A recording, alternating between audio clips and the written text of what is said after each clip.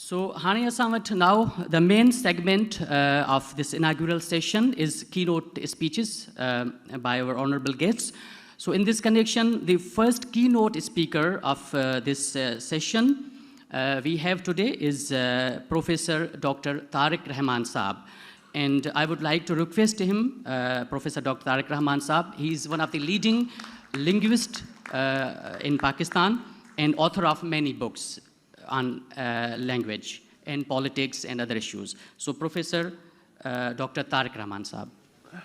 Honorable Minister of Education and Culture, Sayyid Sardar Ali Shah Sahab, honorable members of the panel, my host, the chairman of the Sindhi Language Authority, Dr. Ishaq Shamejo Sahab, Dr. Razak Channa, who has been my host and who has been looking after me in every way. I would like to take the permission of the Honorable Minister to speak in two languages. One English for the foreign guests, and because of the fact that it may be recorded and perhaps played abroad and here, और दूसरी उर्दू में ताकि वो यहाँ के लिए भी कारामद हो सके। मैं हाथ जोड़ के माफ़ी मांगता हूँ कि सिंधी में मैं स्पीच नहीं दे सकता, ये मेरी ख़राबी है और उम्मीद है कि माफ़ करिएगा। Okay, so this is the linguistic map roughly of Pakistan, and in which you can see, I mean, this is elementary actually. You can see where there is Sindhi, you can see Brahvi and Punjabi, all these, the pockets coming out in red, they are the Pashto speaking areas of the province of Balochistan.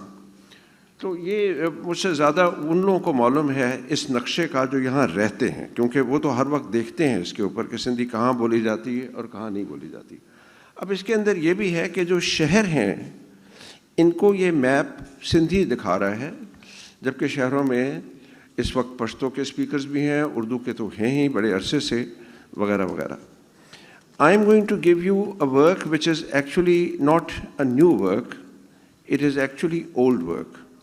I did this for a long time back, and for my book, Language and Politics in Pakistan, and I know that in a conference one should give new work.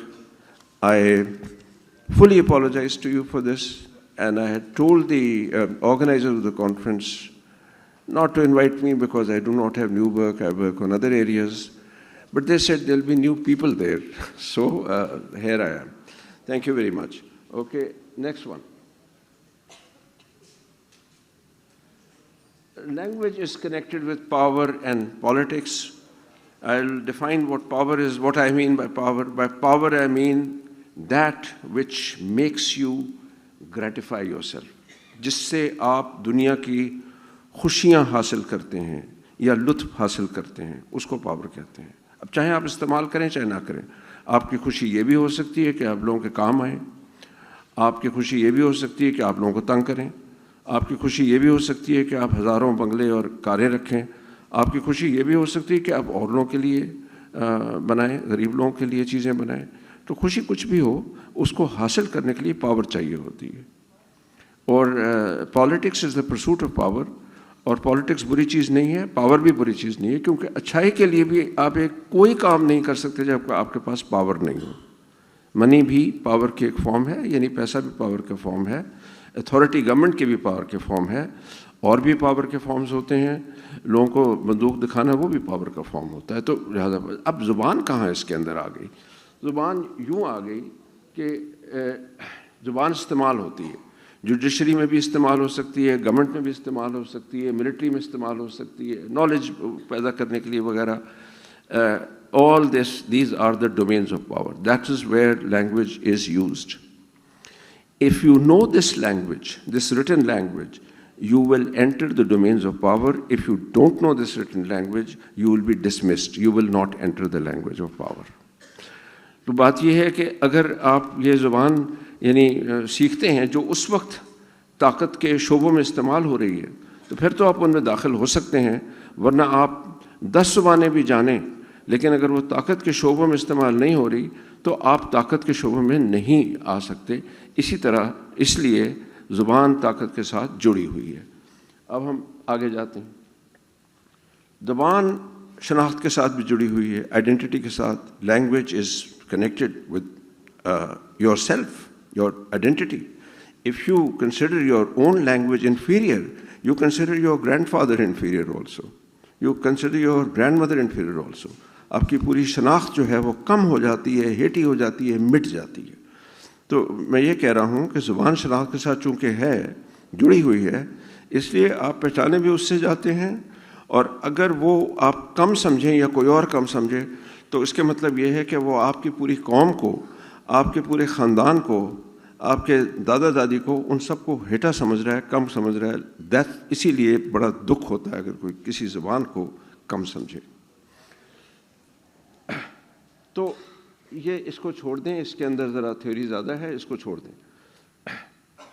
میں صرف یہ بتانا چاہ رہا ہوں کہ ہم یعنی ایک جو مسئلہ ہے 2 طرح کے ہیں. ایک تو یہ ہے کہ ایتھنیسٹی یعنی وہ گروپ جس سے آپ اپنے آپ کو جوڑتے ہیں، وہ گروپ بنگالی ہو یا سندھی ہو یا اردو سپیکنگ ہو یا پختون ہو، پشتو سپیکنگ ہو، بلوچ سپیکنگ ہو، براہوی، جو کچھ بھی ہو، اس کے بھی حقوق ہوتے ہیں نا، آپ کے ذہن میں ہوتے ہیں. کانسٹیٹیوشن بھی آپ کو دیتا ہے.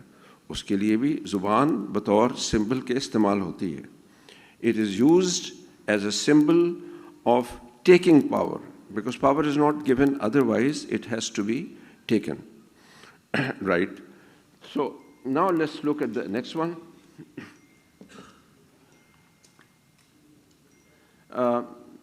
Let me just put them up.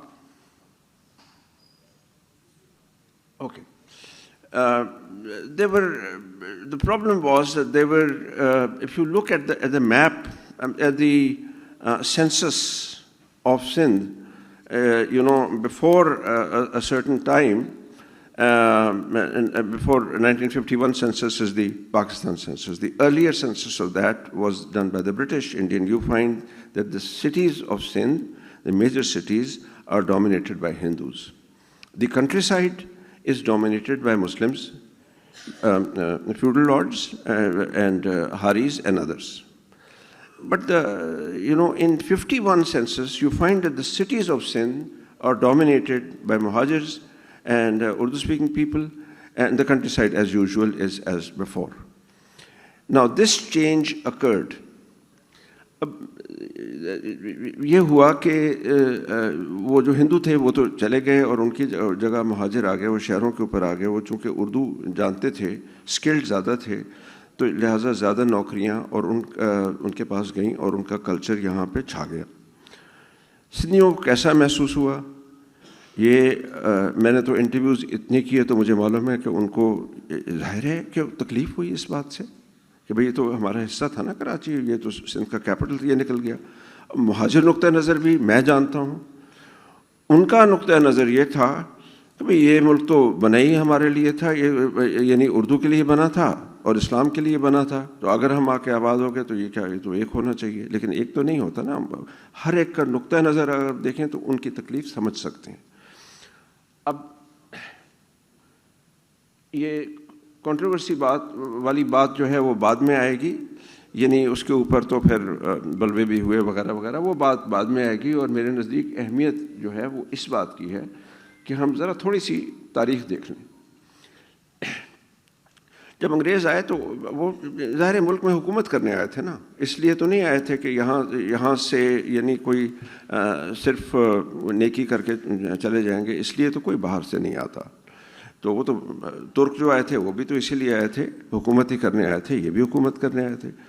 تو انہوں نے ان کی پالیسی یہ تھی کہ اس خطے میں یہاں کی سندھی زبان کو یہ ہے کہ حکومت کے کام کے لیے رکھا جائے.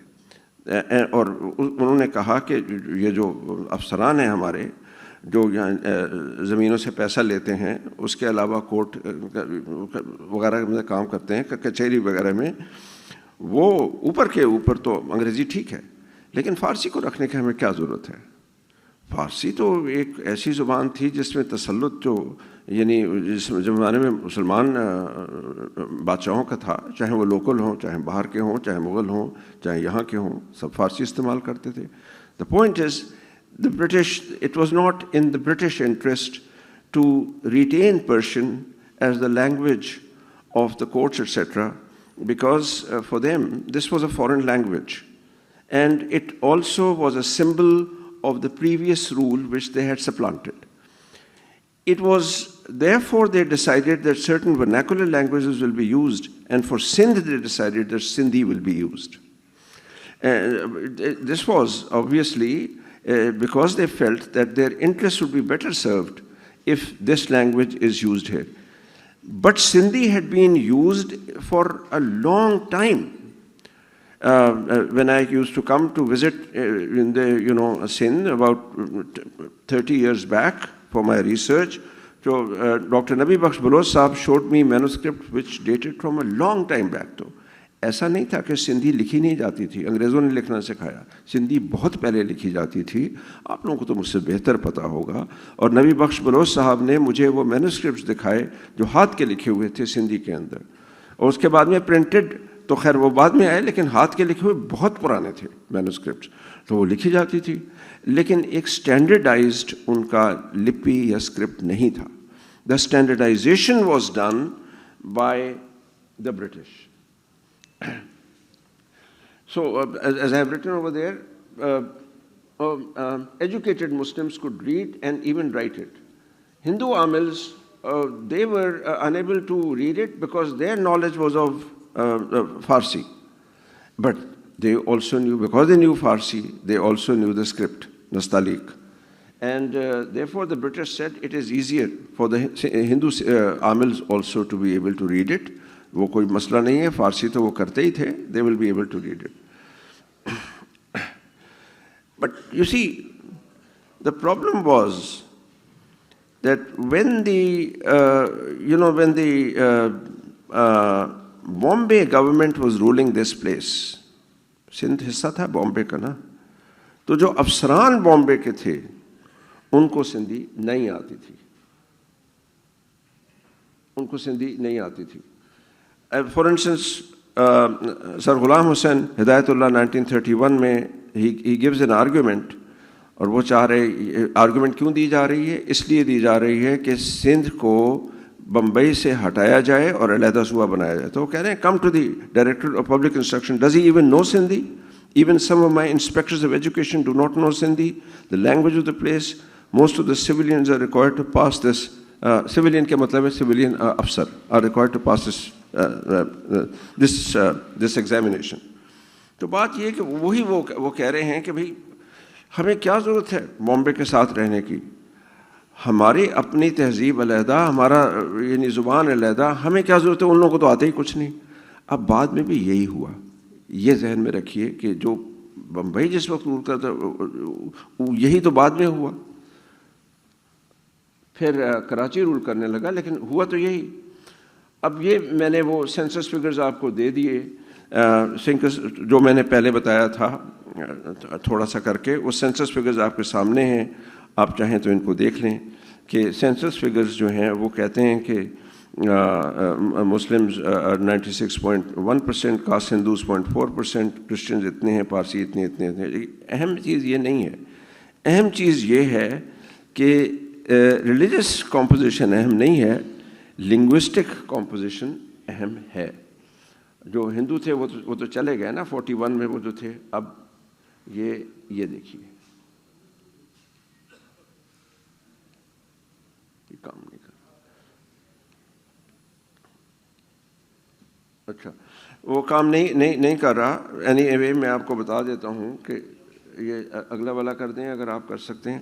اگلا والا کر دیں تو کہ 57.55% کراچی کوآپریشن میں پرسنٹیج مہاجرز کی ہے، حیدرآباد میں 66.08% ہے، سکھر میں 54.08% ہے، میرپور خاص میں 68.42% ہے, نواب شاہ میں 54.73% ہے, 79% ہے, صرف لاڑکانہ میں 35.39 مہاجر ہیں.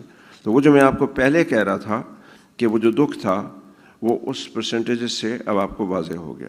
اچھا, اب اس کے اوپر کیا ریئیکشن ہے؟ ہاشم غزدر کی رپورٹ ہے 10 فروری 1948 سے. وہ یہ کہہ رہے ہیں کہ کراچی کو علیحدہ مت کرو, اگر علیحدہ کیا تو پھر یہ رنجش بہت زیادہ ہوگی. وہ کیا کہہ رہے ہیں؟ Such a step could not only cripple Sindh economically and politically, but would constitute a flagrant contravention of the Pakistan resolution passed by the All India Muslim League at Lahore in 1940, which emphasizes the sovereignty and the territorial integrity of the autonomous units constituting Pakistan. مطلب ان کا یہ ہے کہ اگر یہ علیحدہ کیا, Sindh assembly تو نہیں چاہ رہی ہے, پھر کیسے علیحدہ کر رہے ہیں؟ خیر وہ ہو گیا. اس کے اوپر خاصا غم و غصہ تھا جو جائز تھا. 1957 میں حیدر بخش جتوئی صاحب وہ کہہ رہے ہیں It is obvious to anyone that a Sindhi knowing student cannot answer papers in Urdu as ably and efficiently as an Urdu knowing student. The disadvantage to the Sindhi knowing student in relation to the Urdu knowing students is at least 20% marks. مطلب وہ یہ کہہ رہے ہیں کہ اس کا اثر صرف یہ تو نہیں ہے نا کہ کانسٹیٹیوشن, مطلب یہ کہ بڑے ایوانوں کے اوپر رہے, یہ تو ہمارے اسٹوڈنٹس کے اوپر بھی اثر انداز ہوگا, کیونکہ ان کو تو اردو آتی نہیں ہے اتنی اچھی, انہیں تو وہ تو نہیں کر سکتے, وہ جواب اتنے اچھے تو نہیں دے سکتے, انگریزی بھی دور کی بات ہے. تو تو مسئلہ پڑ جائے گا, سندھی اسٹوڈنٹس کو نوکریاں کیسے ملیں گی؟ اور یہی ہوا. جتوئی صاحب president of the Sindhi Hari committee 1957 میں کہتے ہیں The order of Karachi University amounts to a call to the Sindhi students, leave Karachi, go to Sindh if you want to retain Sindhi, Karachi is none of yours. مطلب میں یہ واضح کرنے کوشش کر رہا ہوں کہ یہ چھوٹی بات نہیں تھی. جب کراچی علیحدہ ہوا اور کراچی یونیورسٹی یہاں بنی تو وہ سندھیز نے اس کو as a part of Sindh نہیں دیکھا, وہ دیکھ بھی نہیں سکتے تھے. کراچی یونیورسٹی کا پورا کلچر جو تھا وہ اردو اسپیکنگ تھا, ظاہر ہے کہ وہ نہیں دیکھ سکتے تھے. تو یہی جتوئی صاحب نے یہ بات واضح طور پہ کہی.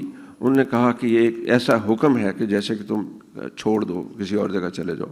خیر وہ حیدرآباد میں یونیورسٹی وغیرہ بنی, وہ علیحدہ بات ہے, لیکن یہاں پہ اسی طرح ہی ہوا.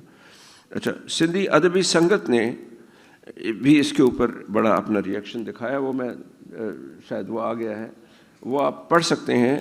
If the intention is not to see 5 million Sindhi speaking people handicapped and put at a disadvantage in the field of education, trade and commerce, public services as against Urdu knowing fellow citizens, then it is absolutely essential that Sindhi is made to serve as an official language, at least for Sindh and its adjoining Sindhi areas. انہوں نے بالکل صاف بات کری. انہوں نے کہا کہ بھئی یہ تو کوئی بات نہیں ہے, اردو نیشنل لینگویج تو آپ کہتے ہیں وہ تو ہے ہی, سندھ کی زبان جو یہاں کام کرنے کی ہے اگر وہ سندھی نہ ہوئی تو کوئی سندھی نہیں سیکھے گا, کیونکہ لوگ تو زبان تب سیکھتے ہیں جب اس سے نوکری ہوتی ہے وابستہ. تو کیوں لوگ سیکھیں گے؟ نہیں سیکھیں گے. تو اس کے مطلب یہ ہوگا کہ یہ حصہ باوجود نیشنل لینگویج کہنے کے ہاتھ سے تو ہمارے نکل گیا نا. تو یہ اس لیے یہ ایک اچھی سٹیپ نہیں ہے. حکومت نے یہ بات نہیں سنی, جذبات ابھرتے رہے.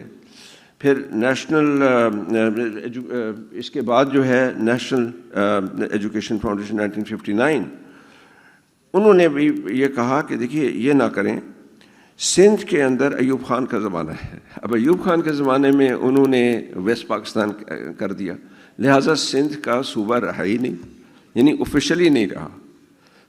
جب انہوں نے یہ کر دیا تو ساتھ یہ بھی تھا کہ بھئی پھر کیا ضرورت ہے سندھی, یعنی پڑھانے کی بھی کیا ضرورت ہے. اب وہ تو انگریزوں کے وقت سے پڑھائی جا رہی تھی, اس میں تو نوکریاں بھی ملتی تھیں, سب کچھ تھا, اور اس میں تو جرنلزم بھی تھا, پیپرز بھی تھے. انہوں نے ایوب خان, لیکن ایوب خان کو ریزسٹ کیا گیا. سب سے پہلی ریزسٹنس ایوب خان کے خلاف سندھ میں ہوئی, اور زبان کے نام پر ہوئی اور ایجوکیشن کے نام کے اوپر ہوئی. یہاں تک ہوا کہ آخر ایوب خان کو وہ بات واپس لینا پڑی کہ ایسا نہیں ہوگا کہ سندھی اب ختم ہی ہو جائے اور اسکولوں میں پڑھائی نہ جائے. لیکن سندھی اسکول جو کراچی میں تھے وہ کم ضرور ہو گئے. اگر وہ آپ کو دکھائے تو چلیں, بڑا اچھا ہے. یہ جس زمانے کی میری ریسرچ ہے پرانی ہے, ظاہر ہے اس کے علاوہ بھی اب بہتر ریسرچ ہوئی ہوگی. تو سندھی اسکولس جو ہیں, نمبر آف پیپلز یہ 48 میں کتنے تھے, اور اس کے بعد میں یہ کم ہو گئے. وہ بھی میں نے بتایا تھا کہ وہ بہت کم رہ گیا کراچی شہر کے اندر, کراچی شہر میں. باقی جگہ تو تھے, میں تو کراچی شہر کی بات کر رہا ہوں. تو اس سے سندھی نیشنلزم جسے کہتے ہیں, ایتھنک نیشنلزم, پاکستان میں کچھ اس کے لیے اچھے الفاظ نہیں ہیں, کوئی پروونشلزم کا لفظ استعمال ہوتا ہے, کچھ ہوتا ہے. اصل میں ہوتا یہ کہ جب لوگوں کو اپنے حق نہیں ملتے تو وہ کوئی ایک علامت استعمال کرتے ہیں. سندھی کی علامت ہو گئی. جب حق نہیں مل رہا تھا ہندوستان میں, یہ سمجھ رہے تھے کہ ہندو ہم پہ غلبہ کریں گے, تو اسلام کے سمبل استعمال کیا گیا, اردو کا بھی کیا گیا. بنگالیز کو حق نہیں ملا, انہوں نے بنگالیز کا سمبل استعمال کیا. تو یہ تو ہوتا ہے, وہ پروونشلزم نہیں ہوتی. وہ لوگ اپنا حق مانگ رہے ہوتے ہیں, اس کے لیے ایک علامت تلاش کر رہے ہوتے ہیں. وہ علامت زبان بھی ہو سکتی ہے, مذہب بھی ہو سکتا ہے, کچھ اور بھی ہو سکتا ہے. So here the Sindhis were also doing the same. It wasn't that they were falling back to some primitive way of life. They were merely asking for their rights. And they were using the symbol of language to ask for their rights. Right? So, yes, thank you. So, G.M. Sayyid then became a symbol for that. And I will try to sum up as much as possible that I have looked at the ethnic origins of the class 1 bureaucracy and top bureaucracy. I'm talking about this کہ یہ جو riots ہوئے 1970 میں کیوں ہوئے. Bhutto Sahab comes up and Bhutto Sahab wants that there should be better opportunities for Sindhis. After all, Sindh سے vote تو لیا تھا نا, اور وعدہ بھی کیا تھا, تو وہ چاہ رہے تھے کہ یہاں پہ بہتر ہوگا. اب بیوروکریسی میں لانے کے لیے یہ اتنا آسان نہیں تھا, کیونکہ bureaucracy was dominated at that time. میں تو آپ کو اس کا بتا سکتا ہوں کہ 48.8% ور پنجابیز, پختونز 8.12%, مہاجرز 30.29%. ایکچوئل پرسنٹیج یعنی ان کی پاپولیشن کی کم ہے, بیوروکریسی میں 30.29% ہیں. اور یہ 59 کی بات ہے. سندھیز 2.50%, صرف 2.5% ہیں. بلوچیز 0.25%, بنگالیز 9.95%. تو یہ تھا. اب یہ اس کی بیسس تھی. جب وہ ہو گئے تو اس کے بعد میں سندھی لینگویج بل 1972 جو ہوا, تو اس میں اصل میں نکلا کیا, لینگویج کی بات. وہاں پہ اردو سندھی رائٹس ہوئے, بہت یعنی شدت سے ہوئے, فوج کو آنا پڑا, وہ سب ہوا. اس کے بعد میں مسئلہ کیا ہوا؟ مسئلہ یہ ہوا کہ سندھی اور مہاجر دونوں کو آخر میں جو انہوں نے یعنی پیکٹ سائن کیے, اس کے اندر یہ تھا کہ اصل معاملہ یہ ہے کہ سندھ کے اوپر حکومت کون کرے گا. اصل معاملہ یہ ہے. مہاجرز کی پرسنٹیج تو کم تھی, لیکن اصل معاملہ یہ تھا. تبھی یہ اس کے اندر یہ بہت تھا کہ بھئی گورنر کون ہو اور چیف منسٹر کون ہو وغیرہ وغیرہ, یہ سب کچھ تھا. اب میں کیونکہ دونوں کا نقطہ نظر سمجھ سکتا ہوں, اور میں تو آبجیکٹو اسکالر ہوں, میں کسی ایک سائڈ پہ ہوں نہیں, تو مجھے معلوم ہے کہ مہاجر سائڈ کی بھی ان کی بھی آرگومنٹس تھیں. ان کی آرگومنٹ یہ تھی کہ آپ لاکھ کہتے رہیں کہ اردو نیشنل لینگویج ہے, یہ ہے, وہ ہے, لیکن اصل میں تو آپ اردو کو کوئی عزت نہیں دیتے. وہ تو کوئی نہیں بولتے. اصل زبان تو آپ کے یہاں جو اقتدار کی زبان ہے وہ تو انگریزی ہے. So their argument was that the actual language of power in Pakistan and prestige is English. It's not even Urdu. You're taking the name of Urdu, but you don't actually use it. So وہ بھی نیچے ہی ہے. تو ہم کیوں پھر چھوڑیں اس کو؟ ہم تو کرتے رہیں گے, اور ہم تو اس کو یوز ورنہ یہ مردہ ہو جائے گی, ہمارا کلچر بھی اس کے ساتھ چلا جائے گا. سندھی آرگومنٹ واز کہ بھائی تو اگر ہو تو انٹیگریٹ کرو, لیکن پرابلم یہ ہوتی ہے کہ شہری لوگ کبھی انٹیگریٹ نہیں کرتے. ان کے آس پاس وہی زبان بولی جا رہی ہوتی ہے, وہ انٹیگریٹ نہیں کرتے. گاؤں میں جو لوگ رہتے ہیں وہ کر لیتے ہیں integrate. So now I will some up and finish. The situation is better than before. The Muhajirs and the Sindhis are now learning to live close by and to share power instead of fighting for power. I hope this becomes better, and I hope under the present Sindh government, this amicable relationship, sometimes it becomes a bit thorny, but this amicable relationship becomes better. I am very glad to find that Shah Sahab, who is the And the organizer of the Urdu conference is here as a guest of honor, because you see, that is the point. A Sindhi conference invites a symbol of the Urdu conference. And the Urdu conference invites symbols from the Sindhi conference. That is a sign of a very positive sign for the future. Thank you very much.